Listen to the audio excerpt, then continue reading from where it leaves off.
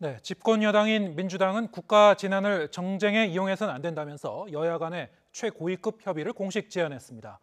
한국당은 민주당 역시 메르스 사태 때 박근혜 정부를 비판했다고 강조하며 연일 정부 여당 공격에 열을 올리고 있습니다. 취재 기자 연결해서 국회 상황도 알아보겠습니다. 한현희 기자. 네, 국회입니다. 네, 지금 총선이 점점 다가오는데 민주당으로서는 당혹스러운 분위기 같습니다. 야당의 협력 의사를 밝혔군요. 네, 그렇습니다. 민주당은 오늘 참석자 전원이 노란색 민방위복을 입은 상태에서 회의를 진행했는데요. 이 자리에서 이해찬 대표는 당장 정쟁을 중단하고 오늘이라도 여야 최고위급 협의를 시작하자고 제안했습니다. 국가 재난을 정쟁에 이용할 때가 아니라면서 정치권이 힘을 모아야 한다고 강조했습니다. 이인영 원내대표는 이 사태 해결을 위해서 필요하다면 이 목적 예비비 편성도 적극 검토하겠다면서 자유한국당도 방역 완비를 언급했던 만큼 후속 대책 마련에 협조해달라고 말했습니다. 민주당은 이 총선을 앞둔 상황에서 신종 코로나 사태가 악재로 번질까 노심초사하면서 총선 일정 수행보다는 신종 코로나 바이러스 대응에 무게를 두는 모습입니다. 이를 위해 이번 주에 하려던 이 선거대책위원회 발족도 상황이 진정될 때까지 연기하기로 했습니다. 이와 함께 민주당의 신종 코로나 바이러스 대책 특별위원회 첫 회의에서는 앞으로 일주일에서 열흘 동안 선거운동을 제한하자는 제안이 나오기도 했습니다. 민주당은 동시에 한국당에 대한 비판도 이어갔는데요. 민주당 박광온 의원은 한국당의 편가르기, 또 혐오와 차별 조장 등 이 무책임한 선동이 정부 대응의 방해 요소가 된다고 지적하면서 국가적 어려움 앞에서 상식으로 돌아오길 바란다고 밝혔습니다.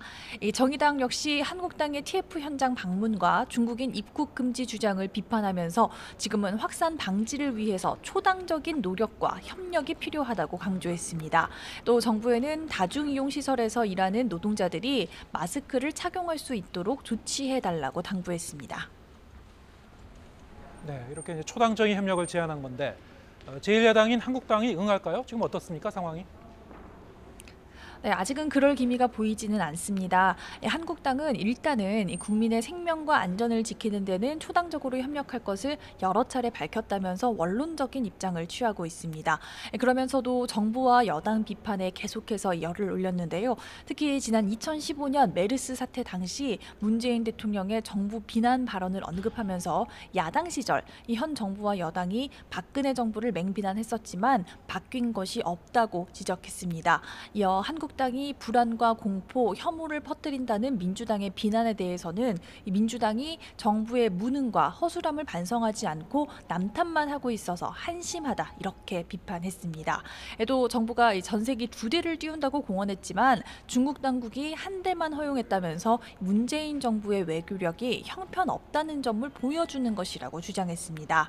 새로운 보수당은 과도하게라도 대응하라는 문재인 대통령의 말과 달리 질병관리본부는 잠복기 전염에 대해서 과학적으로 입증이 안 됐다는 말을 하면서 소극적으로 대응하고 있다고 비판했습니다.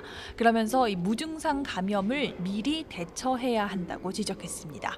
지금까지 국회에서 YTN 한현입니다.